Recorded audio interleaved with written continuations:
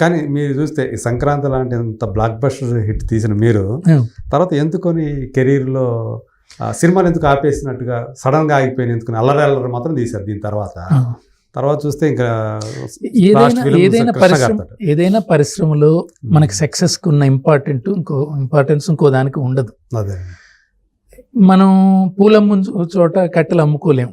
ఎందుకంటే మనం వెళ్ళి నేను ఈ సినిమాలు తీశాను, నాకు పిక్చర్ ఇవ్వండి అని అడగలేను. మీ దగ్గరికి నాకు తెలిసి సినిమాలు మీకు మీ దగ్గర రాకుండా ఉండవు కాదు. నేను చేసిన సినిమాల కంటే నేను డిస్కరేజ్ చేసి నేను చేయనని చెప్పిన సినిమాలే ఎక్కువ ఉన్నాయి. మీరు తిరస్కరించినవే ఎక్కువ, చాలా ఎక్కువ. ఉదాహరణకి వాలి సుధాకర్ బాబు అని ఒక కొనుక్కుని వచ్చాడు. సినిమా చూడగానే అజిత్ అన్నదమ్ములుగా ఇది తెలుగు వాళ్ళు చూడరు.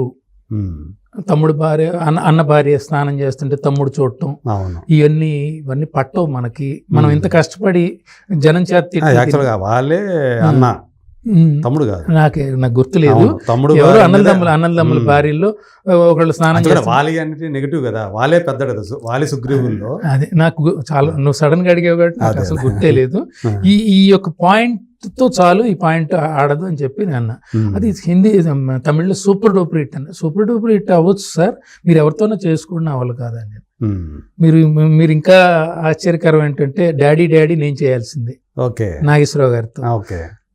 రామోజీరావు గారు దీవించండి, అంతకుముందు దీవించండి కథ చెప్తే నాకు నచ్చలేదు బాస్, నేను హ్యాండిల్ చేయలేను, నాకు నచ్చలేకపోతే. ఇప్పుడు మనం చేసేది మనకు నచ్చకపోతే మనం ఏదో మన డబ్బుల కోసం కాదు కదా. అక్కడ రామోజీరావు లాంటి లెజెండ్, ఇప్పుడు రామానాయుడు గారి పక్కన నేను సినిమా తీశానంటే నేను గర్వంగా చెప్పుకుంటా తాజ్మహల్ తీశాను. ఆర్బి చౌదరి గారి దగ్గర గర్వంగా చెప్పుకుంటే నేను సంక్రాంతి రాజా తీశానని చెప్పుకుంటా. ఒక పోకూరు బాబురావు గారి పక్కన నా పేరు చూస్తే అమ్మాయి కోసం అంతలో చక్కటి బ్యానర్లు, ఈ తరం బ్యానర్లు చేశానని చెప్పుకుంటా. నాకు ఫెయిల్యూర్స్ ఉంటాయి, కానీ కొన్ని కాన్వర్ట్ పొజిషన్స్ లో డిలే అవటం. ఇప్పుడు ఒక పిక్చర్ ని నేను మాక్సిమం 3 months 4 months కంటే నేను ఏ సినిమా తీలా. కొన్ని డిలే అవుతుంటాయి, సంవత్సరాల తరబడి డిలే అవుతుంది. అది అసలు నా పని డైరెక్ట్ చేయటం వరకే. నేను మీరు ఎందుకు చేయలేదు అని ఏ రోజు ఎవరితో గొడవ పెట్టుకున్న దాఖలాలు లేవు. నా ఇంటర్నెట్ లో మీరు చెక్ చేసుకుంటే నా గురించి ఎలాంటి నెగిటివ్ వార్త ఉండదు ఈ 40 years లో. అందువల్ల ఏంటంటే నాకు అవసరం లేదు, సొసైటీ కాదు, నా పని నా వృత్తి డైరెక్ట్ చేయటం, దాన్ని నేను నా సినిమాని సవ్యంగా తీయటం, అంతవరకు. సో ఇప్పుడు మరి తెలుగు మీరు ఎవరితో మొదలు పెట్టారో, సూపర్ స్టార్ కృష్ణ గారితో ఘరానాలుడు మొదలు పెట్టారు. తెలుగులో మీరు చివరి సినిమా సందర్భవశాత్తు కృష్ణ గారితో శ్రీశ్రీ. కృష్ణ గారు అంటే నాకు ప్రాణం.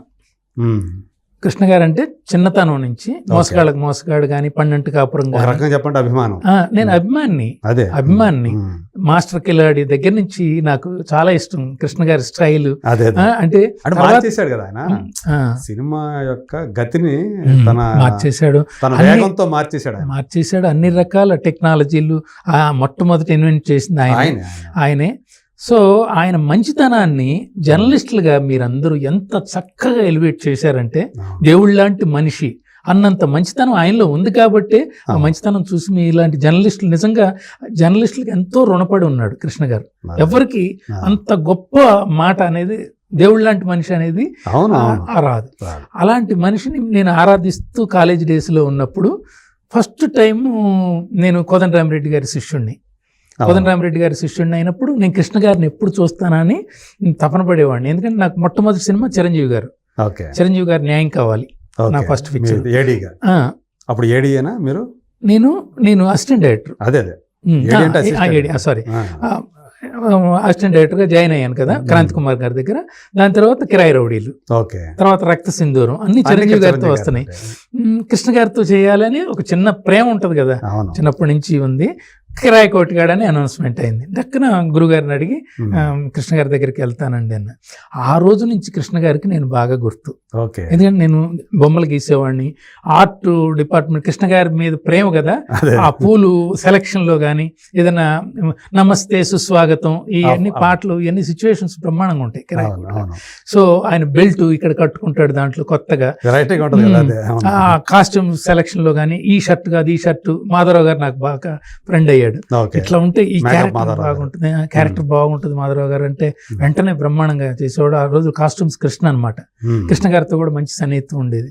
సో అలాంటి కృష్ణ గారిని చూసినప్పుడు చిట్ట చివరికి వచ్చేటప్పటికి జనం అంతా ఈయన మహేష్ బాబు తండ్రి, మహేష్ బాబు నాన్న, మహేష్ బాబు నాన్న, అది ఇది అని అంటే నాకు ఒక రకమైన బా ఈ వ్యక్తితో ఒక్క హిట్ కొడితే నా జన్మ ధన్యం అవుతుంది కదా అని చెప్పేసి నాకు వచ్చిన ప్రొడ్యూసర్స్తో చెప్పాను అనమాట. చెప్తే వాళ్ళకు కూడా ప్రేమ కదా కృష్ణ గారు అంటే. మరి ఆయన మోకాళ్ళు నడవలేని పరిస్థితిలో ఉన్నాడు. ఆ పిక్చర్ లో ముగ్గురిని చంపాలి క్రిమినల్స్, తన బిడ్డని చేసి వాళ్ళు హట్ చేసి చంపేస్తారనమాట. అలాంటి క్యారెక్టర్ అంటే కృష్ణ గారికి మాస్ అప్పీల్ ఉంటుంది. కొంచెం మనం ట్రైనింగ్ ఇచ్చేద్దాం, గెటప్ అంతా మార్చేద్దాం అని చెప్పేసి ఆయనకి ఈ గడ్డం ఎంత పెట్టేసి white and white retired judge లాగా ఒక పాత్ర ఇచ్చేసుకుని, నాకు మరాఠీలో ఒక పిక్చర్ చూశాను, దాన్ని ఇంకో కాన్సెప్ట్ రెండు మ్యాచ్ చేసి చేసాం. ఈ రోజుకి ఆ పిక్చర్ చూసిన వాళ్ళు కంట తడి పెట్టుకుని వాళ్ళు ఉండరు. నా దురదృష్టం ఆ టైంలో కరెక్ట్గా మహేష్ బాబుది బ్రహ్మోత్సవం వచ్చి శ్రీశ్రీ మీద పడిపోయింది వారం గ్యాప్లు. నాకు నమ్మకం ఎప్పటికైనా కృష్ణ గారికి ఆ సినిమా వండర్ఫుల్ ఫిలిం. ఎందుకంటే ప్రేమగా చేసింది, నా అభిమాన హీరో, ప్రేమగా చేశాను. 100% బాగుంటుంది శ్రీశ్రీ అనేది. డైలాగ్స్ కూడా బాగుంటాయి పిక్చర్లు. మరి ఆయన మోకాళ్ళ నొప్పులతోటి యాక్టర్ ఒప్పుకున్నారు మొత్తం. ఆయన అసలు నువ్వు నన్ను ఈ రోజున హీరోగా ఎట్లా యాక్సెప్ట్ చేసి వచ్చావు నాకు అని అన్నాడు. గొంతు లేదు, రెండు మోకాళ్ళు ఇట్లా ఇట్లా ఇట్లా ఇట్లా ఇట్లా ఇట్లా ఇట్లా నడుచుకుంటూ వెళ్తుంటే కాదు, మిమ్మల్ని మహేష్ బాబు ఫాదర్ అంటే నాకు నచ్చదు, మీరు సూపర్ స్టార్ కృష్ణే, మీరు సూపర్ స్టార్ కృష్ణే, మీ డాన్సులకు పరవశించిపోయారు జనాలు, మీ మాటలకి అసలు మంత్రముగ్ధులు అయిపోయారు, మీరు ఉండాల్సిందే అని చెప్పి చేసుకున్నాం. ఆయన కూడా ఎంతో గొప్పగా ఈ వోకల్ రిపేర్స్ అన్ని చేసుకుని మళ్ళీ తన గొంతు తనకు వచ్చేటట్టు శ్రీ అంటాడు కదా, అట్లా చేసుకున్నాడు. అలాగే మోకాళ్ళకి కూడా మంచి కేర్ తీసుకుని నడిచే విధంగా చేసుకున్నాడు. అప్పటికి కొంచెం సినిమాలో కనపడుతుంది, మేనేజ్ చేసినట్టు ఉంటుంది. బట్ నేను అనుకున్నది నేను తీయగలిగాను. ప్రేక్షకులు ఎలా రిసీవ్ చేసుకున్నారు అనేది సినిమా చూస్తే కదా. ఇప్పుడు టికెట్ కొని రాకపోవచ్చు ప్రేక్షకులు, రేపు తెర మీద వెండి తెర మీద వచ్చి పిక్చర్ కంటే బుల్లి తెర మీద వచ్చే పిక్చర్ చూస్తారు వాళ్ళు. కృష్ణ గారి మీద అభిమానంతో చూస్తారు. అందువల్ల నాకు ఆ నమ్మకం ఉంది. మంచి ఎప్పుడైనా తప్పకుండా చూస్తారు, శ్రీశ్రీ అనే సినిమాని తప్పకుండా చూస్తారు. ఎందుకంటే ఈ రోజున మనం ఎంత మంచి సొసైటీకి చేస్తే అది ముందు ముందు ముందు ముందు తెలిసే కొంది చాలా ప్రబలం అవుతుంది. ఎందుకంటే అమ్మాయి కోసం అనే సినిమాని ఈ రోజు 16 కోట్ల మంది చూస్తున్నారు హిందీలో, అమ్మాయి కోసం. రాజా 8 కోట్ల మంది చూస్తున్నారు. సంక్రాంతి 2 కోట్లు దాటిపోయారు ఇప్పటికి, అంటే లేటెస్ట్ గా చేశారు, ఈ మధ్య చేశారు. ఇంకోటి కూడా ఏదో ఉంది, నీ ప్రేమకై కూడా వెళ్తుందని విన్నాను. 4 పిక్చర్లు ఇప్పుడు ఉన్నాయి ఆల్రెడీ ఆన్లైన్ లో. మీరు దానిలో ఉండే బ్లెస్సింగ్స్ చూడండి, జన్మ ధన్యం అయిపోద్ది. అంటే ఈ సినిమా గురించి వాళ్ళు మాట్లాడిన మాటలు, సౌత్ లో సెంటిమెంట్ ఎంత బలంగా ఉంది. ఆ సినిమా చూసిన వాళ్ళు కామెంట్ రూపంలో భావాలను పంచుకున్నారు. కామెంట్సే కదా. అవును, కామెంట్స్ ఏ సినిమాకైనా కామెంట్స్ లో చూస్తే తెలిసిపోతుంది. సినిమా ఆడిన దానికి కామెంట్స్ లో క్లియర్ కట్ గా తెలుస్తుంది. అందువల్ల హ్యాపీ, ఐఎమ్ వెరీ హ్యాపీ. నాకు సినిమా లేదని రిగ్రెట్ లేదు. శ్రీశ్రీ తర్వాత మీకు తెలుగులో ఏమైనా వచ్చినాయా, ఎవరన్నా చేయమని? లేదు, నేను అప్రోచ్ అవ్వనండి. అదే, నేను మిమ్మల్ని ఎవరన్నా అప్రోచ్ కాలేదా అంటున్నా. అంటే ఫెయిల్యూర్లో ఎవరు అప్రోచ్ కారండి. ప్రయత్నం చేయాలి. మంచి కాన్సెప్ట్లు నా దగ్గర ఉన్నాయి, నా దగ్గర బ్రహ్మాండమైన కాన్సెప్ట్లు ఉన్నాయి. రీమేక్స్ కూడా ఉన్నాయి, మంచి రీమేక్స్. అంటే మీరు ఎక్కువ రీమేక్స్ తోటి ఎక్కువ విజయాలు సాధించారు. రీమేక్స్ తోటి రాలేదు అన్నయ్య, నేను రీమేక్స్ తో రాలేదు. నాకు రాజా అనే అద్భుతమైన సినిమా వల్ల రీమేక్ డైరెక్టర్ అనే మంచి పేరు వచ్చింది. ఎందుకంటే మీరు రాజా చూడండి, ఒరిజినల్ ఉన్నడెత్తే ఎన్నే కొడితే అని చూడండి, మీకు చాలా తేడా కనపడుతుంది. ఫ్రేమ్ బ్యూటీ కానీ మొత్తం తేడా కనపడుతుంది. ఇది ఇంకా పెద్ద విజయం అనుకుంటా. రాజా పెద్ద హిట్ కదా మరి, అసలు ట్రెమెండస్ సక్సెస్. మీరు చేసిన అన్ని సినిమాల్లోకి వెళ్ళాకలా రాజానే బ్లాక్ బస్టర్ అంటే రాజా తర్వాత సంక్రాంతి. సంక్రాంతి తర్వాత తాజ్ మహల్, తాజ్ మహల్ తర్వాత సందడి సందడి, అంటే గ్రాఫ్ ప్రకారం. అదే తర్వాత అమ్మాయి కోసం, కమర్షియల్, ప్రియ ఓ ప్రియ, కోరుకున్న ప్రియుడు, ఘరానాలుడు, ఇట్లా అట్లా ఉంటుంది.